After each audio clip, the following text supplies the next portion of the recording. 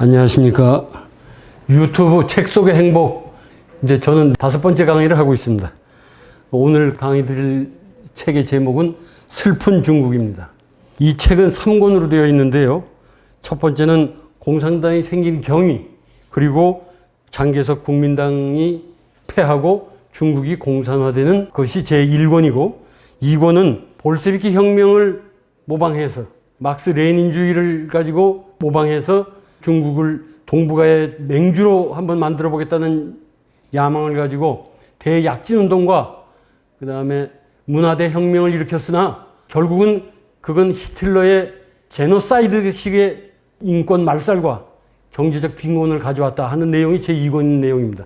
3권은 마오쩌둥이 죽으면서, 그리고 마오쩌둥을 그 사상을 수정하여서 등소평이라는 사람이 개혁개방을 부르짖었고, 그래서 경제적으로는 조금 나아진 듯 했으나 이념적, 이론적으로 워낙 불일치하고 또 자가당착에 걸리는 그런 문제가 많았기 때문에 이것 또한 공산당의 일당 독재가 문제가 생겨서 다시 개인 1인 독재로 전제 체제로 변화하는 그런 과정이 제3권인데, 저는 오늘 이 3권에 대해서 말씀을 드리겠습니다.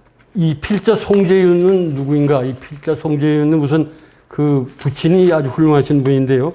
그 연세대 송복 교수이신데 1959년 9월 사상계에 전국 대학생 논문 현상 모집에 한국 지식인의 사명이라는 제목으로 글을 써서 입상을 했습니다. 그리고 올곧게 학자로서 견눈질 없이 평생을 잘 살아오시는 분입니다. 그 자제분이 지금 현재 2009년부터 현재까지 캐나다 맥마스터 대학의 역사 교수로 계시는 분이 바로 송재윤 교수입니다. 이 책을 제가 추천받게 된 동기는 그래서 한반도 근대 100년의 역사를 바로 쓰고 있는 김영삼 선생으로부터 제가 추천을 받았습니다. 책의 서두에 들어가기 전에 이승만 박사의 예언을 말씀드리겠습니다. 이승만 박사께서는 1923년에 공산주의는 실패한다. 다음과 같은 5가지 이유 때문에 실패한다. 첫째, 재산을 나누면 근로의욕이 꺾인다. 둘째, 기업가를 없애면 혁신이 이루어지지 못한다. 셋째, 지식인을 없애면 모든 사람이 우매해진다. 넷째, 종교를 없애면 도덕이 타락한다. 다섯째, 소련을 조국으로 믿으면 배반당한다. 이렇게를 예언했는데 그 예언이 다 맞습니다. 이 책의 서두에 프롤로그를 들어가겠습니다. 미중 갈등이 심화되고 있을 즈음인데, 이제 작년이죠. 2023년 3월에 미 하원에서 중국 개도국주의를 박탈하는 법안하고 신장에 있는 그 위구르족 제노사이드를 막는 장기 적출 중지 법안이, 두 법안이 만장일치로 미 상하원을 통과했습니다. 그래서 미중 갈등이 더욱 심화됐고, 또 유럽, 호주, 한국, 일본 등 반중 정서가 굉장히 강화되고 있는데요. EU 집행부 같은 데는 러시아 무기 생산에 협조한 7개 중국 회사의 제재 법안을 제출했어요. 캐나다는 위구르족 인권 문제로 중국 대사를 추방했습니다. 이태리는 2023년 12월 중국 주도의 1대1로에서 탈퇴하겠다고 선언을 했어요. 소련이 40년간의 미국의 집요한 그 봉쇄 전략으로 결국은 망했죠. 과연 중국의 국제적 고립, 경제적 쇠락, 정치적 해체기를 과연 가고 있을까? 아니면 중국 중심의 새로운 세계 질서가 출현할 것인가? 이거에 대한 해답을 얻고자 하는 것입니다. 중국은 여전히 그 공산주의라는 그 원대한 이념을 가지고 지금 중국 전체를 그 독재로 운영되는 그 레닌주의 국가인데요. 1인 지배의 그 역사적 전통과 현대에 얻은 디지털 전체주의의 괴력이 합쳐져 가지고 이제는 말하자면 새로운 국가의 모습, 홉스가 말하는 굉장히 거대한 괴물 리바이던이 탄생한 겁니다. 상충되는 이념들을 적당히 뒤섞여서 절충을 하고 모순되는 제도들을 교묘하게 끼워 맞춰서 봉합하는 중국 문명의 특유의 통치 방법, 과거 왕조 시대 때부터 내려오던 방법입니다. 중국 역대 황실의 통치술을 보면 정면에서는 공자와 맹자의 이성주의를 선양하면서 배면에서 뒤에서는 한비나 이사의 모략을 활용했던 것입니다. 개혁개방 이후 중국은 공산당 일당 독재의 자본주의 시장 경제를 절충을 해가지고 제도적 불합리와 부조리가 대충 봉합되고, 이건 마치 물과 기름을 혼합하려고 하고 불과 얼음을 공생을 시키려고 하는 이런 불가한 일인 것입니다. 모순된 강령과 이율 배반의 원칙, 이런 것이 어떤 것이 있느냐? 공산주의와 실용주의, 인민민주와 인민독재, 인민주권과 공산당 지도력, 집단주의와 공민의 권리, 사적 소유와 국가 소유, 마오쩌둥의 사상과 등소평의 실용주의, 다민족 발전론과 중화민족의 위대한 부흥. 이거는 말이죠.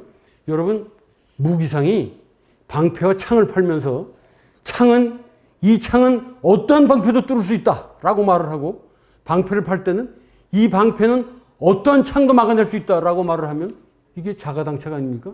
그러나 1976년 모태똥이 9월 9일, 76년 9월 9일 날 사망한 이후 부체제는 종식되고 신체제가 등장하는 것이죠.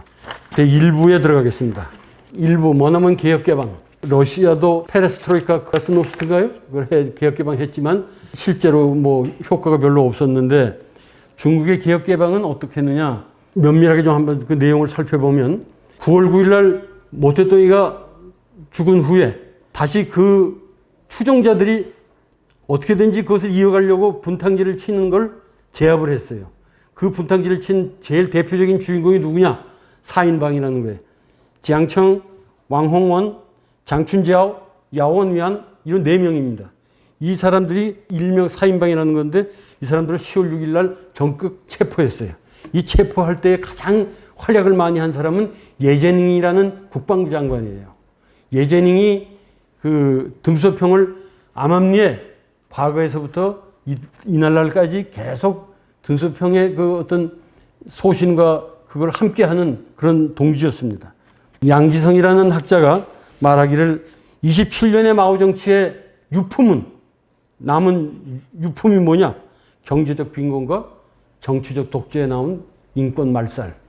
그거 2가지였다. 이렇게 보는 거죠. 모태똥이 사후는 아니지만 주울레가 70년 1월에 사망하고 4월 5일 날 거대한 집회가 열었어요. 그게 주울레 추모 대회였어요. 중국에서는 5.4운동, 4.5 집회, 그 다음에 6.4 사태, 이 3개가 가장 큰 역사적인 사건으로 보는데요. 마오쩌둥이 죽기 한 5개월 전에 화거펑을 만나서 뭐라고 그랬냐? 천천히 하고 서두르지 말고 과거 방침에 따라서 일을 해라. 그대가 일을 맡으면 나는 안심이다. 이래서 이제 화거펑이 제 차기 정권을 말하자면 물려받은 셈인데, 사실은 화거펑은 이 사람이 마오쩌둥 눈에 들게 된 결정적인 계기가 뭐 마오쩌둥의 고향에 정치인으로 가서 임명을 받고 가서 뭐 기념관도 만들고 뭐 이런 이제 이쁜 짓을 하려고 애를 썼지만, 그것보다도 대약진 운동 시에 교묘하게 통계를 조작해가지고 마오를 옹호했어요. 이 통계 조작하는 건 여기서 뭐 이상한 자들이 여기 좀 있어요. 이 통계 조작하는데 이 습관성 있는 자들이 있어요. 이거 해서 마오를 옹호했단 말이죠. 그런데 사실은 6.25 전쟁 때 우리나라 정전협정을 맺은 중국 측 대표가 누구냐? 펑도화이, 팽덕회라는 사람이에요. 여러분 그 정전협정 문구의 맨 마지막에 보면 김일성, 팽덕회, 클라크 장군 이렇게 3명이 정전협정에 사인을 했죠. 그 펑도화이는 이 대약진 운동의 참혹한 현실과 그릇된 정책 비판을 대가로 해서 목에다가 팽덕회 이름을 걸고 비투를 받았어. 여러 그 노동자 농민들을 모아놓고 거기서 비투를 당했다고요. 그게 펑도화이예요. 그런데 화거펑은 반대였죠. 그래서 화거펑은 평소에 늘 이렇게 말합니다. 마오쩌둥의 뜻과 정책은 모두 옳다. 그게 양계범시예요. 둘 다 옳다 이거예요. 양계범시. 양계범시에서 화거펑을 추종하는 자를 범시파 이렇게 말을 했어요. 덩샤오핑을 추모하는 자들을 우리는 부시파, 실사구시했다고 그래서. 부시파와 범시파가 서로 주도권 다툼을 했죠. 그러니까 이 짧은 2년 남짓 안 되는 기간이었지만 화거펑은 결국은 마오쩌둥의 각해무샤, 그 각해무샤 역할을 했던 겁니다. 그 다음에 예제닝이라는 사람이 제2장에 가면 예제닝의 추억해서 예제닝이 나오는데, 예제닝이라는 사람은 옛날에 장개석 국민당 정부 때부터 군인으로서야 엄청난 경력을 갖고 있는 사람이에요. 그래서 중국의 원수가 됐어요, 이 사람은. 군인으로서. 최고의 호칭을 받았는데, 군들의 그 사적인 얘기를 해야 하면 이 사람은 광둥성 메이저 메이현의 후식 마을에서 태어났는데 이 사람을 객가인이라고 그래요. 여러분 중국에서 큰 일을 한 사람들 중에 객가인이라고 붙은 사람이 많아요. 태평전국난의 홍수전이, 또 민국혁명을 한 순원, 싱가포르의 리콴유 뭐 등등 객가인이 뭐냐 하면 진나라 때부터 황하 이북에 사는 한족이 오랑캐가 침략을 하면 코를 단신 도망가는 게 아니고 시족을 데리고 20명, 30명 몇 명씩 데리고 남방으로 가서 자리를 잡는 거예요.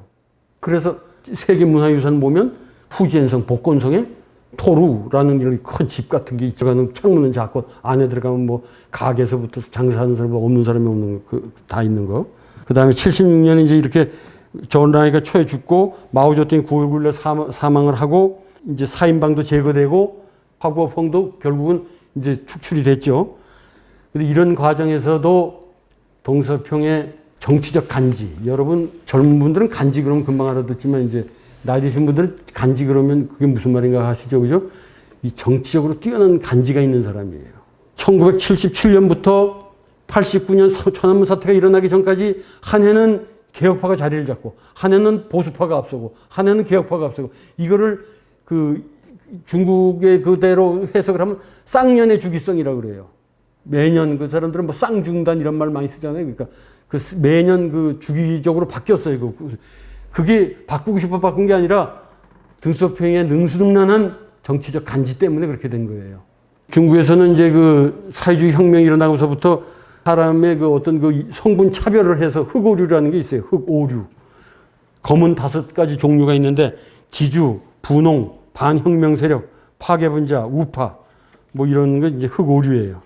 예제닝이 그렇게 뛰어난 그 어떤 촉을 가진 노병의 실전적 통찰력을 가진 분이다 하는 건 이제 말씀을 드렸고요. 이 사람은 1978년과 82년 두 차례에 걸쳐서 인민중앙위원회 전체회의가에서 뭐라고 발표를 했냐. 문화혁명 기간 동안에 1억 1,300명이 정치적 타격을 받았다. 수많은 사람이 죽고 부상당하고 하방당하고 뭐 이런 일을 겪었다. 이거를 직접 폭로를 했어요. 제3장 후야봉의 담 실천이 진실의 기준에 대해서 말씀드렸습니다. 마오가 죽고 등소평이 약간 좀 코너에 몰렸었죠. 한때는 어떤 식으로 등소평을 코너에 몰았냐. 주울레 추모대 사건에 배후 조종한 건 등소평이다. 이렇게 소문을 내기 시작한 거예요. 우리 여기서 가짜뉴스 내에서 골탕을 먹이듯이 가짜뉴스를 낸 거죠. 그래서 이제 77년에 덩샤오핑이 복귀를 하는데 이 사람이 얼마나 꾀주머니가 있는지 그냥 복귀를 안 해요. 마오쩌둥의 어록을 찾아보니까 그중에 실사구시가 있더라. 그러니 화거펑의 말도 맞지만 내 말도 맞지 않느냐. 그래서 실사구시에 해서 개혁개방을 시작을 한 거예요.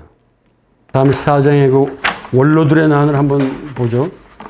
원로들의 난을 보면 개혁개방이 이렇게 되고 나서부터 이제 그동안 참고 당하고 분했던 것들이 막 폭발하는 거예요. 그래서 뭐 진리대 토론회니 뭐 이론 공작대 토론회니 뭐 토론회가 막 벌어지는 거죠. 그거를 땡겼다 땡겼다를 한 사람이 바로 덩샤오핑입니다. 근데 여기서 어떤 원로들의 이런 원로의 난이 생겼느냐. 마오의 동료들이 실체험한 근거를 가지고 마오의 사상, 행적, 업적, 성격, 정적, 정책, 착오 등에 대해서 총평을 한 거예요. 원로들이. 그게 81년 6월 27일 역사계열이라는 낭독문에 반영이 된 겁니다. 예를 들어서 극작가 출신 샤옌, 마오쩌둥의 오류를 16자로 정리해라 라고 말을 하면 이렇게 말을 하는 거예요. 직언을 거부하고 아첨을 좋아하며 의심이 많고 변덕스럽고 말에 신뢰가 없고 부드러운 천 속에 바늘을 숨기는 그런 사람이다. 이외에도 마오는 속은 봉건주의자인데 겉만 마르크스 레닌주의자였다. 입만 열면 진상 얘기를 하고 역사적 최대 폭군을 들려면 구원장이 아니고 마오쩌둥이다. 이렇게 말하는 거예요. 민초들의 어리 개혁 개방을 이끌다.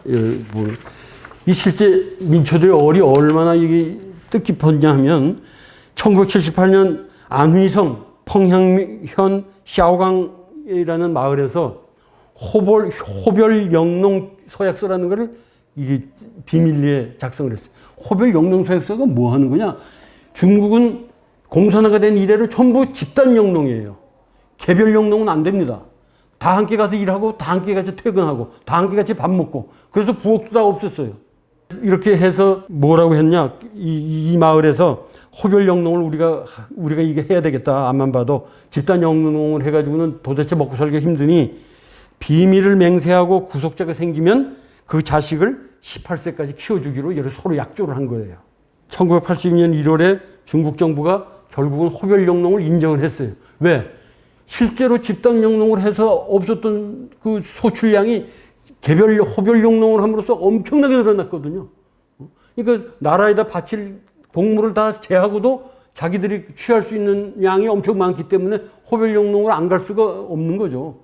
그래서 여기에서 나온 논란이 하나 있었어요. 하나는 덕분론이고 하나는 불구론이에요. 뭐냐 하면 공산당의 강력한 통치력, 효율적 정치제도, 우수한 간부, 적절한 정책 등 덕분에 이렇게 이제 잘 살게 돼 간다라고 하는 설이 있는 반면에 하나는 독단주의, 일당 독재, 파벌 싸움, 부패, 정책 혼선, 인권 유린, 정치 탄압, 사회 통제에도 불구하고 이렇게 농민들의 자구책과 자발적인 향진 기업으로 이만큼 잘 살게 되었다라고 이제 하는 불구론을 얘기하는 사람들이 더 많게 됐어요.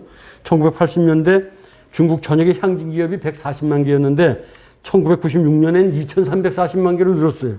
그래서 전체 수출액 비중이 17%에서 46%로 늘어났어요. 개혁개방은 중국인의 피 속에 흐르는 부귀의 욕망과 번영의 열망을 자극한 거죠.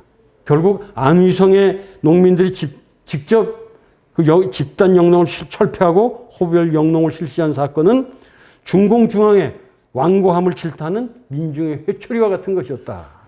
제1부 머나먼 개혁개방은 여기서 마치겠습니다. 그러면 제2부 빼앗긴 베이징의 봄을 시작하겠습니다. 빼앗긴 베이징의 봄은 그 등소표 개혁개방을 한 지 14~15년 이후에 됐음에도 불구하고 중국의 그 전제 정치가 완전히 해소되지도 않고 뭐 해소될 듯한 조짐도 좀 있고 뭐 그런 과정에 있어서 결국은 다시 원위치로 회귀하는 듯한 그러한 과정을 얘기한 장입니다. 1980년대 전 세계 냉전의 막바지에 공산권 인민의 소중한 교훈은 뭐였냐? 레닌주의 국가체제는 공산당 일당 독재의 반민주적 전체주의로 귀결되었다.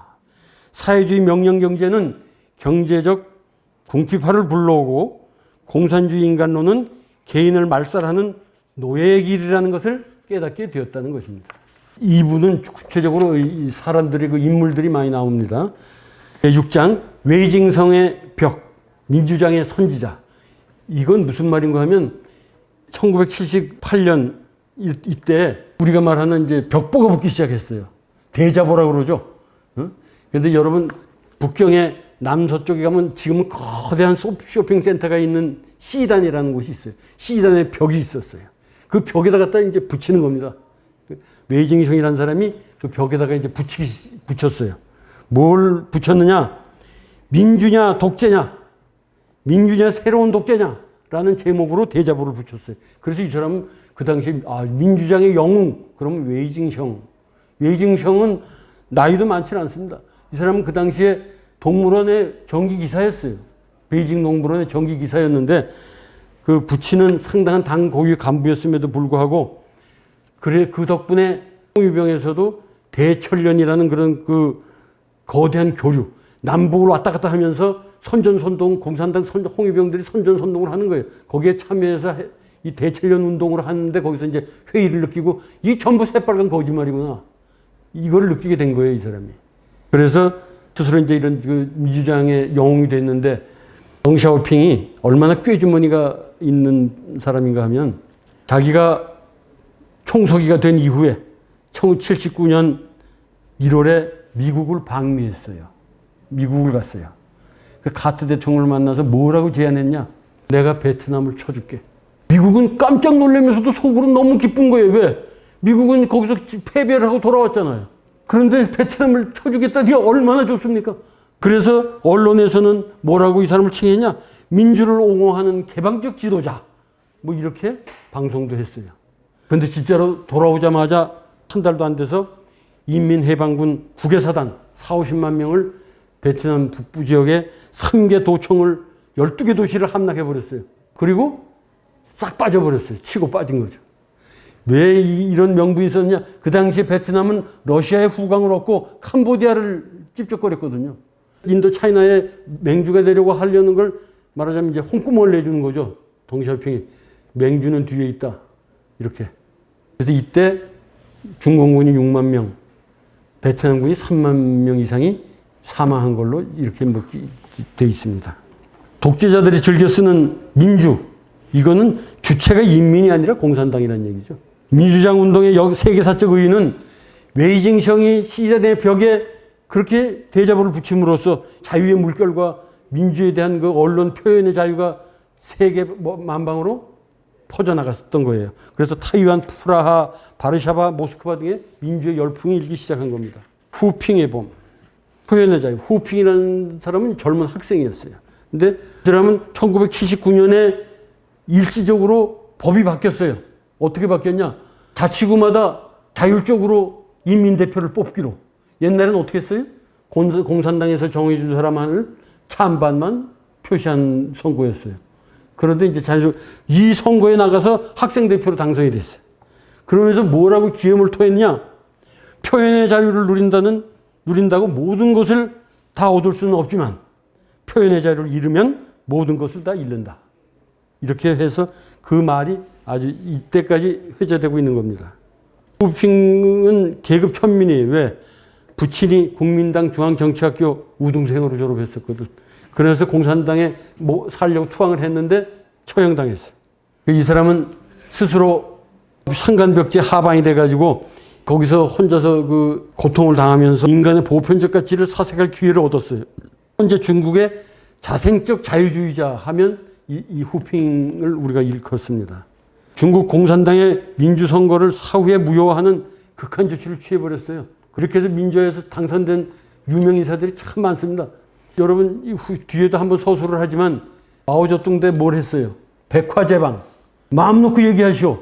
마음껏 논리를 펴시오. 그리고 지식인 55명을 홀랑 잡아가 버렸어요. 여기도 마찬가지입니다. 덩샤오핑도 똑같이 그렇게 했어요. 제8장 지식인의 힘 기억하고 기록하라. 공자께서는 지식인을 큰 짐을 지고 먼 길을 가야 하는 짐꾼의 비유를 했는데요. 문화대혁명 10년사라는 것을 쓴 사람이 누구냐 하면 옌자치와 그의 부인 가오가오. 이 두 사람이 문화대혁명 10년사라는 걸 써가지고 그 문화대혁명 10년 동안 일어났던 그 어마어마한 사건과 그 치욕스럽고 부끄럽고 거짓스럽고 뭐 이런 모든 일들이 기록된 것이 영어, 일어로 번역이 돼가지고 문학의 참상이 전 세계에 알려지기 시작했어요.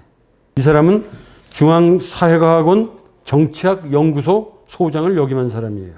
나중에 89년 육사 사태 때 수배령이 내려가지고 홍콩으로 경유해서 파리로 망명을 했죠. 왕노수인은 인민일보 부편집장을 역임한 사람인데 이 사람은 후야방이 당서기를 할 때 주재회의에서 마오쩌둥을 정면으로 비판한 사람이에요. 문혁은 마오주석이 친히 일으키고 이끌었다.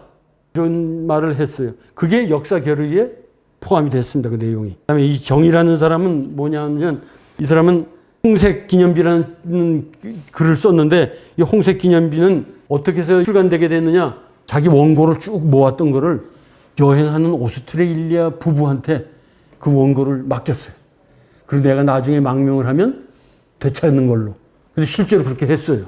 그래서 홍색기념비라는 건데 그 홍색기념비가 왜 특이하냐. 자신이 직접 그 홍위병에 가담을 했을 당시에 광시자치구 우시안현 자치구에서 군대 무장 민병대가 다수의 적인들, 말이 인민의 적이죠. 인민과 반대는 적이죠. 그죠? 적인들을 살해해가지고 인육을 먹었어. 이런 기록이 이 정이라는 사람이 남겼어요. 옌자치를 다시 한번 보죠. 옌자치의 빛, 우상을 깨다. 옌자치는 이론 물리학을 전공한 사람인데 나중에 이제 철학의 길로 갔는데 자기가 이론 물리학을 전교하고 철학의 길을 하다 보니까 유물변증법이 과학적 진리가 아니라 정치 이론인 게 명확히 이제 인식이 됐어요. 왜냐하면 문혁 시절에 파사구라고 그래가지고 네 가지 낡은 걸 전부 깨버려라 하는 게 낡은 사상, 낡은 문화, 낡은 관습, 낡은 습관을 깨부셔야 한다 이랬는데 아인슈타인의 상대성 이론을 낡은 사상이라고 말을 해.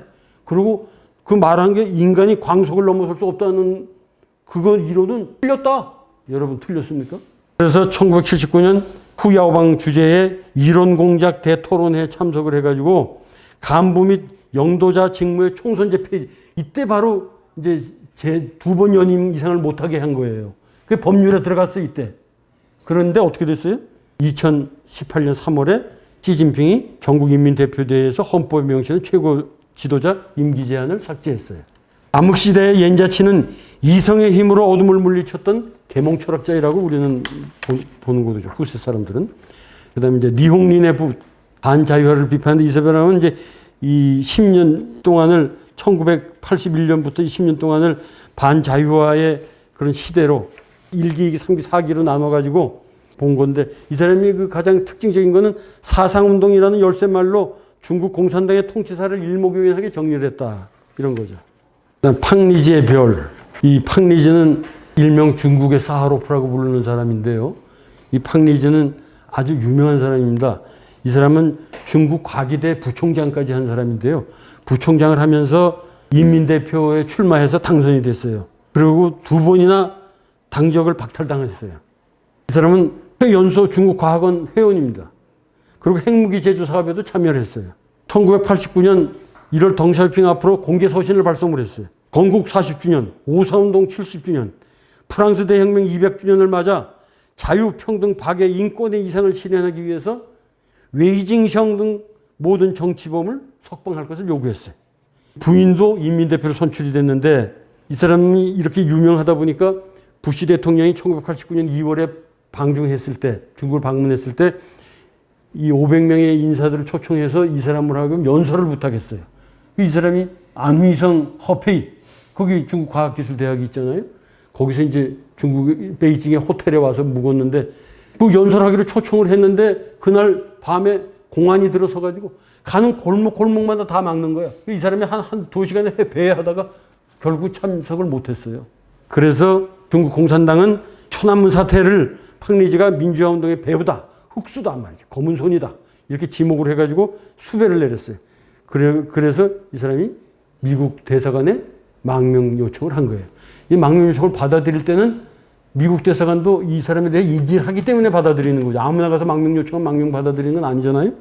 이 89년 이때는 고르바초프 대통령도 이제 방중을 했었고 굉장히 시끄러웠죠. 원래 천안문 광장에서 환영 행사를 하기로 했는데 데모대가 진을 쳐서 못 들어가고 공항에서 하고 막 그랬다고 그래요. 고르바초프가 우라지보스톡 선언을 했죠. 그래서 몽골, 동러시아, 아프가니스탄에서 군대들이 모두 철수를 했었어요. 1986년에.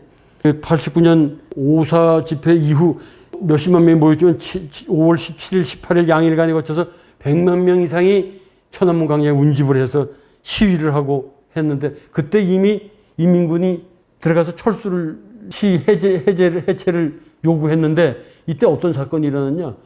시위대하고 진압군하고 서로 내통이 돼가지고 뭐 밥도 나눠 먹고 요새 뭐 우리 시체말로 하면 뭐 형님 아재비 했겠죠.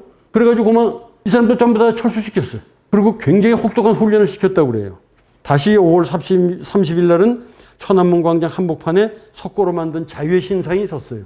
진압군의 일원이었던 천광의 증언에 의하면 6월 2일 날 탱크 무장병력이 투입되고 6월 3일 날 자정에 실탄 1인당 40~50발씩 지급이 돼서 지급과 동시에 발포 명령이 떨어진 거예요. 그래서 6월 4일 날 중국에서 칭 그러면 클리어라는 겁니다. 깨끗이 청소해라 하는 얘기입니다.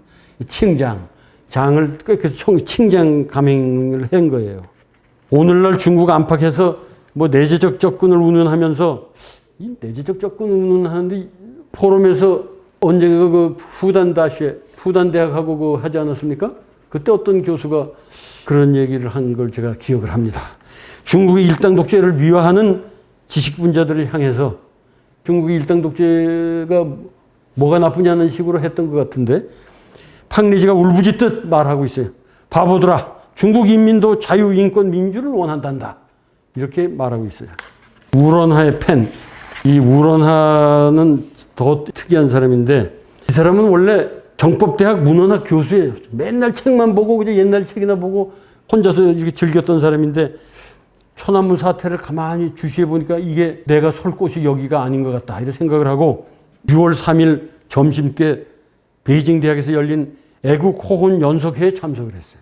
연석회에 참석해 보니까 홍콩 침례 대학에 최일량 교수가 와 있어요. 그 최일량 교수는 누구냐면 타이완 출신의 노동운동가였죠. 이름, 직장, 직위 등을 수첩에다 최일량 교수가 메모를 하는 거예요. 다 참석한 사람들. 무언가 봤더니만 중요한 임무를 수행을 하고 있는 게 분명해요. 이 홍콩 인권단체가 향후에 이런 사태가 일어나면 공안정국이 될 거 아닙니까? 거기에 또 이 집회 주모자들을 전부 다 연행할 거 아니에요. 그리고 이제 혹독한 벌을 내릴 텐데 이 사람들을 극비에 대탈출시키는 기획을 한 거예요. 미국 정보부 SIS하고 CIA하고 여기도 관여가 돼 있어요. 이걸 황작 행동이라고 그랬는데 여러분 황작이 우리말로 하면 이게 누런 참새예요. 당랑은 사마귀가 매미를 잡으려고 싹 하는데 누런 참새가 그 뒤에 또 있는 거예요.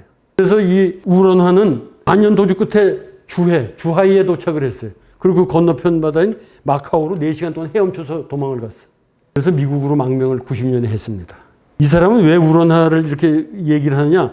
이 사람은 1989년 6월 3일 15시 40분부터 4일 10시까지, 오전 10시까지 분단위로 기록을 했어요. 무슨 일을 했다, 학생들이 어떻게 죽었다, 어떻게 했다, 뭐 이런 막 기억을 했어요. 이 사람이 4일날 오전에 대학으로 귀환을 하면서 정법대학으로 돌아오면서 가슴이 뭉클하고 멍한 그런 경험을 했어요. 그게 뭐냐 하면 다 망가진 자전거 뒷바퀴 살에 오색 실로 묶인 머리 학동 한 단이 묶여서 거기에 걸려 있는 거예요. 그걸 보고 가슴이 철렁 내려앉았던 얘기를 이 사람은 하고 있어요. 이 천안문 대학살의 과오를 인정할 경우 중공중앙의 통치 정당성이 상실되는 거죠. 85세의 덩사오핑이 잔혹한 대학살을 감행한 복합적인 이유는 시민을 진압하는 데 목적이 있었던 것만은 아니에요. 당내 정병과 군의 변병을 우려했던 거죠. 예방하기 위해서. 군이 좀 꿈틀거렸거든요, 사실. 그래서 중국에 가서 만약에 천안문 사태 뭐 이런 걸 얘기를 하면 중국법 심훈 자사죄에 의해서 잡아갑니다, 여러분. 싸움을 걸고 문제를 일으켰다 이거예요. 왜 지나간 얘기를 하는 거야, 도대체? 그래서 2021년 홍콩대 그 치욕의 기둥이 없어졌죠.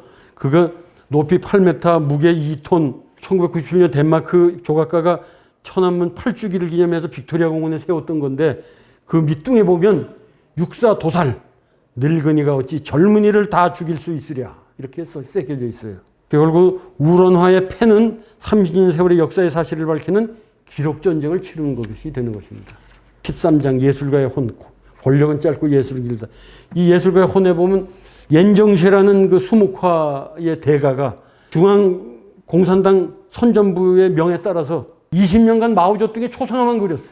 그림자를 그리는 죄로. 그러다가 이제 80년 이제 아방가르드 운동에 하다면서 작품 활동을 해야 했는데 작품이 자꾸 정치색이 있다고 그래서 89년 이후에도 12번이나 구속됐어요, 이 사람이. 그래서 이 사람의 대표적인 작품이 89년 6월 느낌표 4개, 티에난먼 느낌표 이렇게 돼 있습니다. 그 사진 책에 있는데 이렇게 보면 그 핏줄이 이렇게 가고 글로 진물이 흐르고 어린 양이 서 있고 뭐 이런 그림이에요. 그거 제목이 티에난먼인데 그걸 보면 분통이 터져요, 안 터져요? 그러니까 잡아가지. 그래서 이때 우리 시인 김지하가 말했듯이, 김지하 선생님이 말했듯이 정치 탄압에 맞닥뜨리는 예술가는 보통 풍자를 할 거냐, 자살을 할 거냐, 둘 중에 하나를 선택한다. 뭐 이렇게 했는데 보통은 시니컬 리얼리즘, 풍자로 돌아간다고 그래요. 대원군의 사진병으로 투입됐던 아까 그 총광이라는 사람, 그 사람도 현장을 목격한 사실이 너무 많아가지고 그래서 그걸 다 화폭에 담으면서 예술가의 혼은 바람처럼 물처럼 자유롭다라고 생각을 한 사람이에요. 이상 2장을 마치겠습니다. 지난 2장에서는 그 빼앗긴 베이징에 보면 말이죠. 육사 천안문 사태, 여러분 천안문 사태 다 아시죠? 그 천안문 사태가 일어난 후에 그 천안문 사태에 관한 동기, 요인을 제공하는데 주로 주된 역할을 했거나 또는 그 사태의 기록을 사람들에 대한 설명이었습니다. 제3부 헌정민주의 꿈을 시작하겠습니다. 수만 명이 도살을 당하고 도륙을 당한 사건이 천안문 사태 1989년 6월 4일 새벽 아닙니까? 그 이후에 결국은 너무 보수파들이 강력하게 말하자면 중국에서 보수파라 하면 공산주의를 지지하는 파입니다. 보수파들이 강력하게 대두되자 덩샤오핑이 남쪽을 순회했죠. 거기서 하는 걸 우리가 남순강화라고 여러분 들어보셨습니까? 그래서 이제 남쪽을 순회하면서 나지막한 동산에 올라 10년 안에 상전벽 해되도록 만들겠다. 실제 그렇게 됐습니다. 지금 선전이라는 데를 가면 스타벅스 커피숍만 수십 개가 있고 어마어마한 인구와 빌딩이 자리 잡고 있는 것이 광동성 선전입니다. 그래서 여기에 그 육사 사태가 일어난 이후에 그러면 이제 중국의 자유에 대한 모든 물결이 없어졌느냐? 아니면 어딘가에 도도히 물밑으로 흐르고 있었느냐? 그렇습니다. 도도히 물밑으로 흐르고 있었습니다. 2008년 육사 사태가 일어난 지 20년째 12월 10일 날 중국 지식인 303명이 모여서 서명을 하고 08헌장이라는 것을 발표했습니다. 08헌장이라는 건 중공당의 일당 독재를 비판하는 건데요.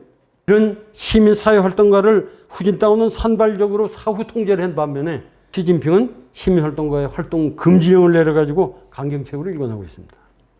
08헌장은 중공당 일당 독재를 전면 부정합니다.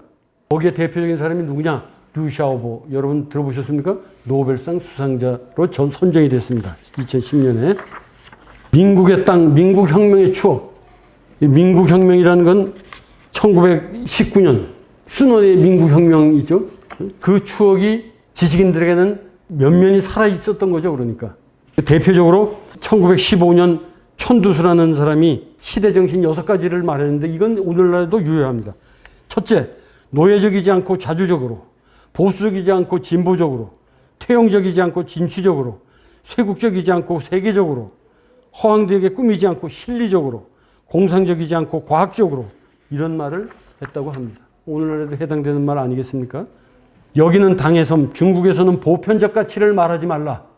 2013년 필자가 항저우 사범대학의 단기 방문학자로 있던 시절이에요. 실제로 이때 대학가나 이런 지식인들 사이에는 인터넷상에 헌정민주 논쟁이 뜨겁게 일어났었어요. 물론 중앙당교 이론가들은, 공산당 이론가들은 중국 특색 사회주의를 향한 심대한 도전이다 이렇게 말했지만 중국의 헌정민주주의에 대한 논쟁은 끊임없이 일어났던 거죠. 그 사례를 한번 보기로 합니다. 2명을 소개시켜 드릴 텐데 두 분을. 두광이라는 사람이에요. 두광은 이 당시에 나이가 벌써 80이 넘었어요.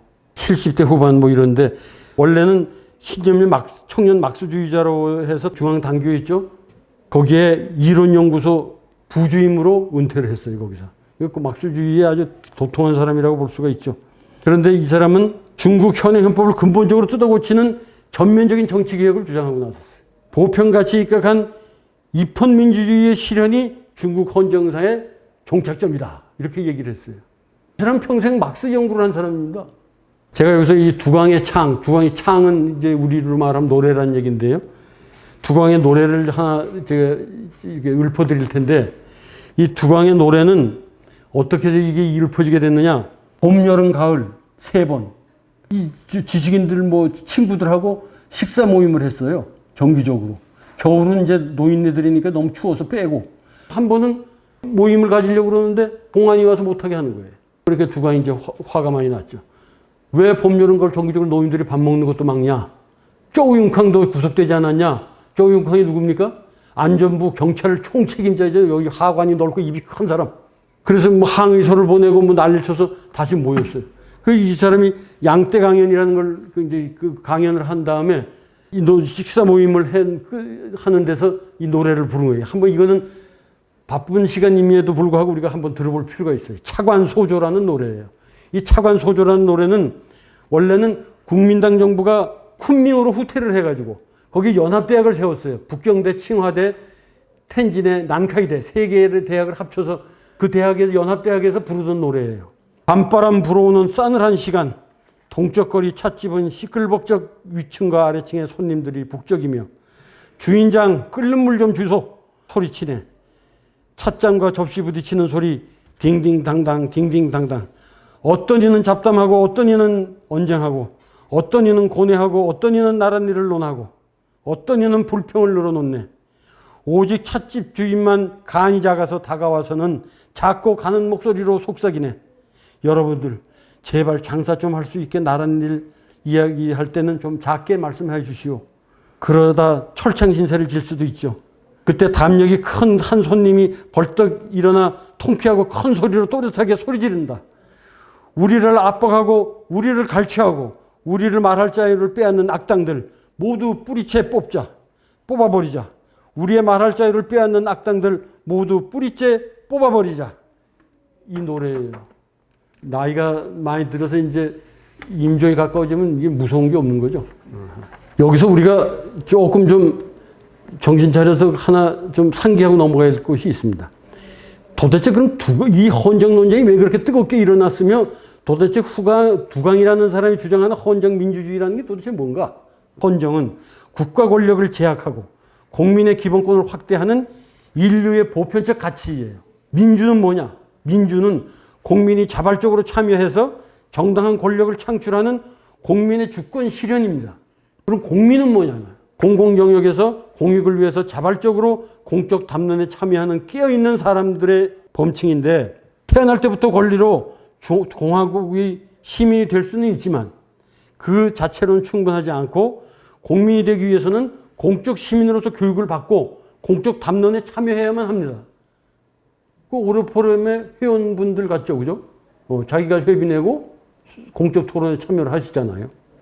그 과정을 통해서 인간의 기본권과 공공선을 인식할 때 개인은 공화국의 시민, 즉 공민이 될 수 있다. 이렇게 보는 거죠. 18장 장첸판의 법, 치욕의 기둥에 독재자의 이름을 새겨야 그 엄혹한 그 공산주의 그 일당 독재 무시무시한 그 공안 통치 속에서도 할 말을 다 하는 거죠. 장첸판.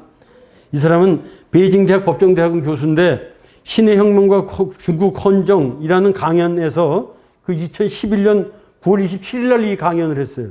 마오쩌둥을 비판했습니다. 진보를 압살하고 인민에게 대항하고 헌정을 억압하고 개혁을 거절한 자는 아무리 생전에 자신을 신성한 지위에 봉했다 할지라도 중국 역사의 치욕을 적는 기둥에 영원히 그 이름을 새겨야 한다. 이 강연 영상이 중국 전역으로 돌았는데 갑자기 삭제돼 버렸어요. 근데 이 사람이 더 유명한 건 이 말뿐만이 아니고 헌법학 도론이라는 책을 썼어요. 이거는 중국 법학대학원의 교과서로 가장 많이 채택돼서 쓰는 책이에요. 헌법학 도론이라는 책은. 근데 이거를 서구 가치관에 선전하고 사회주의를 조소한다는 이유로 금소로 낙인 찍어버렸어요. 이 헌법학 도론의 내용을 한번 들어가 보죠. 장자에도 헌법은 권리 수호신, 논리 힘이 없는 정권은 힘의 논리를 쓴다. 천안문 대학살이 그 증명을 했다. 헌법학 도론은 헌법이란 중국의 독자들에게 국가 폭력으로부터 인간의 존엄과 개인의 권리를 지키는 가장 강력한 방어의 무기임을 명쾌하게 설명하고 있어요. 여기서 금소 조치 한 달 후에 시진핑은 중국은 절대로 서방의 헌정, 상권 분립, 사법 독립의 길을 갈 수가 없다. 이렇게 주장을 했습니다. 장첸판은 2021년 2월 중국 헌정 담론이라는 걸 정리해서 헌정 중국 연강록이라는 걸 1에서 3권까지 해서 만들었어요. 그동안 일어났던 헌정 민주주의에 대한 모든 담론과 논문, 대담, 강연 등을 집대성해서 책으로 펴냈는데 이 책이 중국에서 발간이 될까요? 안 돼서 홍콩을 경유해서 발간을 했습니다. 세상 어느 곳에서나 밝게 비춰주는 장자의 도처럼 헌법 정신은 단 한순간도 인민의 삶을 떠날 수가 없다. 이렇게 보는 거죠. 이때 시진핑은 부패를 잡는다는 이유로 여러분 이건 레드룰렛에서도 했던 겁니다. 순정 차이가 왜 잡혀 들어갔는지 뭐 이런 거 다 했던 내용이죠. 헌법의 뜻, 반독재의 투쟁의 무기. 이게 20장입니다. 독재 국가일수록 헌법 전문이 깁니다. 마오쩌둥이 어떻고 레닌이 어떻고 마르크스가 어떻고 벌써 3명 들어갔죠. 거기다가 이제 등소평의 개혁개방 4명, 탐계 대표론 누구예요? 장쩌민. 또 과학적 발전론 누구예요? 후진타오. 그 다음에 마지막으로 시진핑의 중국 특색 사회주의. 이래가지고 이게 다 헌법 전문에 수록이 돼 있어요. 그런데 대만 중화민국 헌법 보면 전문이 딱 75자예요. 여기는 원고지 10장인데. 헌법 전문의 특정 과거사에 대한 평가를 삽입해야 한다는 시대 착오적인 강박관념. 이건 진리를 독점하고 정의를 선점하려는 인간 내면의 뿌리 깊은 독단과 아집에서 기인하는 거예요. 이념적 독재를 하고 싶은 거죠. 중국의 헌법학자들은 중국 공산당 일당 독재를 옹호하는 헌법 속에 교묘하게도 자유, 민주 이런 것들을 심어놨어요. 마르틴 루터 킹이 투쟁을 할 때 독립선언서에 문구 모든 인간은 평등하게 창조되어 있다. 이걸 가지고 투쟁을 했듯이 이제 건축할 인물이 또 하나 나옵니다. 차이샤이죠. 이 차이샤는 말이죠. 자기 자평하기를 내가 홍이대라고 말하는 사람이야. 우리가 그 홍색 귀족이라고 우리 레드룰렛에서 말했죠. 홍색 귀족 일대들, 혁명 원로들. 근데 그 아들들은 홍이대야. 차이샤가 52년생이에요. 시진핑이 53년생이에요. 자기가 시진핑을 속속들이 너무나 잘 안다 이거예요. 통장 배경, 지적 편력, 사고방식, 정치 경력, 처세술, 권본술수까지 빠삭하게 꿰고 있다고 자기가 강조를 하는 거예요. 누구를? 시진핑을. 자기도 그런 원로의 자식이지만 8대 원로 부친 시중신의 후광과 인맥을 따라서 지휘세습을 받은 거나 마찬가지 하게 생겼냐. 부친의 관시와 모친의 치맛바람에 의해서 이렇게 성장을 했지 않냐. 이거를 낱낱이 사례를 들어서 설명을 했어요. 얼마나 밉겠어요. 이 사람은 사실은 공산당 중앙당교의 저명한 이론가예요. 차이샤는. 그래서 미 대표적 국제정치의 이 저널 포린 어페어즈의 시진핑의 약점, 중국의 미래 이런 제목으로 게재를 했어요. 2016년 차이사 교수의 모든 글은 모조리 삭제, 최낭 평샤. 아주 모든 전 망해서 싹 사라져버렸어요. 2018년 3월 전국인민대표대회에서 중국헌법 39조 국가주석의 임기조항이 삭제됐지. 인민이 국가의 간섭을 느끼면 느낄수록 정부 권력의 기반은 불안해지고 있다는 증거죠. 세계를 향해 던지는 차이샤의 메시지. 권력이 교체되어야 나라가 산다. 시진핑이 물러나야 중국이 산다. 중국 공산당의 최고 권력 집단을 마피아에 비유하고 중국 공산당은 정치 좀비라고 비판을 했어요. 차이샤의 적은 시진핑이라기보다는 더 큰 마오쩌둥이며 마오가 만들고 이끌었던 중국 공산당이 되는 거죠. 시장룬의 시 중국은 표를 하는 외담배 22장입니다. 시장룬은 중국 공산당 중앙의 방역 정책을 비판하는 글을 분노의 인민은 다시 들어올 것이 없다. 뭐 이래가지고 발표를 하고 그런데 그 유책 계정이 싹 삭제돼 버렸어요. 가택연금을 당하고 2020년에 교수 생활을 마감하고 8월 달에 미 하버드대 페어뱅크 중국학 센터 소장으로 갔습니다. 날카로운 칼날보다 더 예리한 슈장른의 시는 독재 정권의 심장을 뱉는 언어의 무기인데 슈장른의 시를 한번 들어보죠. 이제 그만 이 썩은 신격화운동 부패한 수령 숭배는 이제 그만 이 무도한 칭송의 가무 썩어버진 모렴치는 이제 그만 하늘을 뒤덮는 거짓 끝도 없는 고난은 이제 그만 흡혈기의 홍조 정치 탐욕의 당국 체제 이제 그만 7년의 황당한 창난 거슬러 뒤로 가는 걸음은 이제 그만 70년의 시체와 산과 피바다 전대미문의 홍색 폭정은 그러니 뭐 거기 살 수 있겠어요? 제가 이제 가장 눈여겨봤던 사람 중에 한 사람이 마지막에 하는 쉬유이라는 사람인데 쉬유이는 왜 특이한 사람이냐? 마오쩌둥이 죽었을 때 나는 너무나 기뻤다. 이래 말했어요. 이 사람은 30살에 쓰촨 사범대학을 갔어요. 왜냐하면 이 사람이 고등학교를 졸업할 당시에 문화대혁명이 일어나면서 대학 입시를 안 보는 거야. 10년을 말하자면 못 간 거죠. 그죠? 이 사람은 어떤 일도 있었느냐? 홍8.5 사건이라고 1966년 홍위병이 계급 천민의 마을에 쳐들어가서 베이징에 있는 시민 1772명을 삭살하고 민가 3만 6천 채를 3천 채를 태우고 8만 5천 명 이상이 추방당했어요. 이게 홍8.5 사건. 이 영향으로 세계 제일 마지막에 나오는 노예들아 일어나라. 예, 우한의 노인들. 홍8.5과 같은 사건을 일으킨 우한의 노인들이에요. 이 사람들이 젊었을 때. 거기도 그렇게 많은 사람을 죽이고 이렇게 했다는 거예요. 2035년 중국 민주화의 가능성을 내다보는데 여러 가지 설이 있어요. 철학자 쉬유이를 언급할 때 필자는 다음과 같은 말을 합니다. 진정한 철학자는 역사의 경험을 깊이 살펴서 현실의 인간을 실존적으로 탐구하는 것이 진정한 철학자예요. 사이비 철학자는 역사를 외면하고 현실에 등을 돌린 채로 경전 문구만 읊조리고 죽은 사람의 어록만 답습하는 사람이에요. 우리가 다시 한번 상기할 필요가 있는 거죠. 이래서 제 3장을 마치겠습니다. 네, 4부 대륙 봉쇄령을 시작하겠습니다.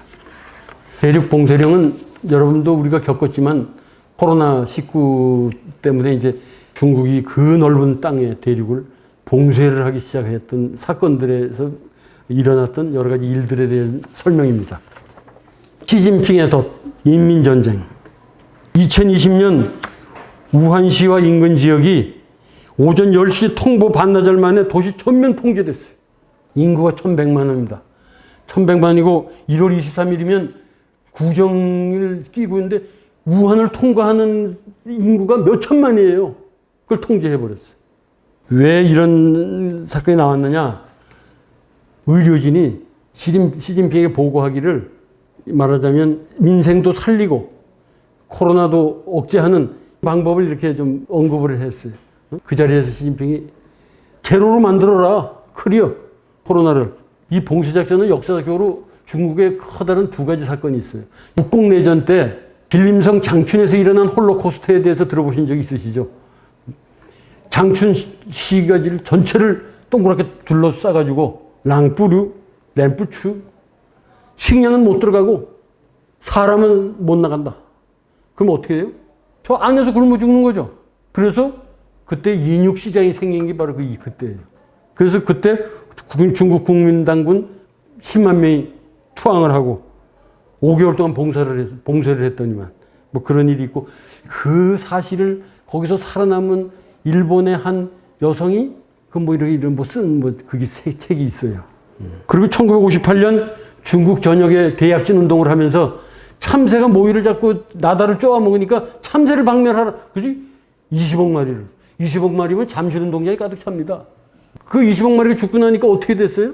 이 벌레들이 창궐을 해가지고 오히려 식량을 벌레가 더 다 끄기도 전에 다 식량을 먹어버리는 거예요. 메뚜기 떼 뭐 이런 게. 무지막지한 거죠. 이 인민동원의 극단적 사례인데 이렇게 통제를 하고 그럼 우한만 통제를 했느냐? 우한만 통제한 게 아니고 그 주변의 후베이성에 15개 도시 5,700만을 전부 다 통제해버렸어요.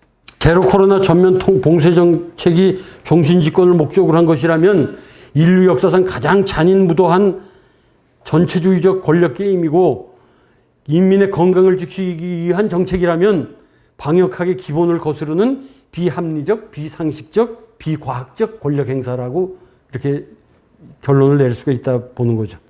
방역 독재의 그 2차 피해, 상하이 사례를 한번 들어볼까요? 상하이에서 2022년 4월 10일부터 코로나 봉쇄를 하는데 요즘 아파트들을 보면 대부분이 들어가는 큰 문이 있죠. 문을 딱 막고 각 동마다 출입구가 있죠. 출입구 딱 막고 어딜 가요? 옥상으로밖에 못 가요. 옥상도 잠가버리면 더 못 가는 거죠. 그리고 식량을 배급해요. 그러니까 어떻게 되겠어요? 정신병적 퍼포먼스가 막 생기는 거예요. 창문 열고 으악 하고 소리 지르는 사람뿐만이 아니고 목매달아서 죽는 사람, 뛰어내리는 사람, 거기다 무슨 잔병치레 하는 사람도 많을 거 아니에요. 약이 필요할 거 아니에요. 법률에서 대표 상해 제러드 T 넬슨이라는 가족은 16번이나 검사를 받았다는 거예요. 그 트윗에 올라왔어요, 그게. 그리고 동네 인근에다가 간이 검역소를 설치하고 호출 검사를 하는 거예요. 몇 동 내려오시오. 그리고 증상이 없어도 당신은 복균자예요. 그리고 데려가고. 그거 누가 알아요, 그걸? 아무도 모르잖아요. 그거 코로나 병균이 있는지 없는지. 그래서 여러분 그 당시에 알지만 막 차고 넘치니까 뭐 복도에도 뭐 인계를인가 그걸 꽂아가지고 이렇게 세워놓고 뭐 간이 천막도 쳐서 그런데도 눕혀놓고 이게 뭐 생사를 잡는 거예요. 마음에 안 들면 내려와 검사받아 뭐 이래야 되는 거 아니겠어요? 생활습관, 섭생의 지혜, 먹는 즐거움 이런 걸 탈취하는 전체주의적 인권 유린이 인구에 되는 거죠. 그 옛날 대약진 운동 때 모든 가정의 부엌을 없애고 공동식당에서 식사하도록 했던 데가 똑같은 거죠. 그럼 개체로서 인간은 전체로서 인민의 종속되어야 한다는 사회주의적 논리예요. 그게 사회주의적 논리라고요. 그 전신 방역복을 입은 아주 어린 아이가 부모 손에서 떨어져 가지고 그 방역차를 타고 가는 그 모습 같은 게 영상에서 막 떠돌고 1인 가구가 버린 격리되면 어떻게 돼야 돼요? 반려견 같은 건 버려지잖아요. 그러니까 뭐 고양이를 큰 양파망 같은 데다 줄줄 넣어가지고 길에다가 방치해서 막 꿈틀거리고. 그 심지어는 방역관이, 검역관이 작대기로 개 뭐 이렇게 때려 죽이는 장면도 뭐 영상에 올라 뜨고, 신체 자유를 박탈하고 표현의 자유를 억압하고, 2020년대의 이민전쟁은 시진핑이 파놓은 시진핑의 덫이라고 이렇게 말하는 것입니다. 마르크스의 독, 유물론적 인간관 25장, 중국 공산당 장정의 총강에 중국 헌법 전문 14억 인민에 대한 7인 사상이 주입되어 있는 거예요. 이 이념적 강압을 하는 거죠. 그래서 여기서 중국 공산당 당교에서 주장하는 게 뭐냐? 주혼 육인, 영혼을 주저하고 인간을 교육시켜라. 영혼 속까지 파고드는 공산주의 교육이죠. 반대자들을 색출해서 처벌하는 공포의 정치운동을 벌이는 거예요. 반우파운동, 문화혁명, 반부패운동 이런 거죠. 공산주의 이론, 인간의 원초적 욕망, 이윤동기, 사유재산, 입신, 출세 욕망, 수신, 제가의 모조리 부정하는 거예요. 모든 기본권을 박탈당한 개인은 대체 무엇을 위해서 성실하고 근면하게 일하는가? 좋은 대학에 그 선생을 해먹는 사람도 뭐 나는 사회주의자입니다 뭐 이래 하잖아요. 뭐 정신이 좀 제대로 되는 겁니까 그게? 마르크스 유물론의 뭐가 이게 가장 허구스러운 게 뭐냐? 공산 정권에서 인민이라는 건 국가의 농노에 불과한 거예요. 뭐 노동자 농민을 위한다 그러니까 뭐 칼자 고치는 줄 아십니까? 자유를 부르짖는 농민, 인민들 필요할 때는 민주를 외치다가 나중에는 민주를 외친 인민을 구박하는 거. 이게 공산주의 속성이에요. 그 사례가 직접 우리 눈에 봤잖아요. 마오쩌둥의 백화제방, 덩샤오핑의 진리대 토론 다 했잖아요. 그래가지고 다시 지식인들 싹 골라냈잖아요. 그러다 구속시키고. 거기다가 2010년에는 샤오펀이라는 과격 그 애국주의 청년 집단을 탄생시켰어요. 샤오펀 홍이라고도 말해요. 2022년 11월에 중국 전역에 젊은이들이 백지를 들고 하얀 백지를 들고 공산당 해상과 시진핑 하야를 시위한 거예요, 사실은. 왜 하얀 백지 속에 뭐라고 써 있어요? 이거 두 가지가 써 있는 거예요. 공산당 해상과 시진핑 하야. 결국 새 혁명의 길, 중화민족의 위대한 부, 결국은 공산당이 이렇게 이제 흔들리기 시작하는 겁니다. 시진핑 제3기, 철학의 빈곤, 계급투쟁에서 중화민족의 위대한 부흥으로 계급투쟁을 하라 해서 무산계급들이 부르주아를 타도하고 공산 유토피아를 만드는 거. 그게 공산주의 마지막 목표 아닙니까? 민족 중흥의 깃발을 들고 인민 개개인의 사생활을 감시하고 교정하는 가부장적인 국가 사회주의 정당. 그게 중국 공산당이에요. 2021년 창단 100주년을 맞이해서 민족 중흥과 남성성 회복을 부르짖었어요. 이 남성성 회복이라는 우리 저 박보검 뭐 K-팝 뭐 해가지고 한때 가서 잘 하다가 뭐 다 왔죠 도로. 왜 완전 프림 소생 얼굴 그 이렇게 여성화돼 있고 이렇게 예쁘장하고 이런 사람들을 말하는 그거 절대 하지 마라. 이런 거를 간섭하는 걸 보면 마치 1940년대 독일에서 게벨스, 하임리, 힘러 이런 친구들이 뭘 했어요? 동성연애자 싹 잡아들였잖아요. 그리고 한국을 번국으로 취급을 해요. 번국이 뭔지 압니까? 울타리 나라란 얘기예요. 그래, 그 번국이라고 그래도 제시할 겁니까? 1921년 중국 공산당 강령의 키워드는 뭐냐?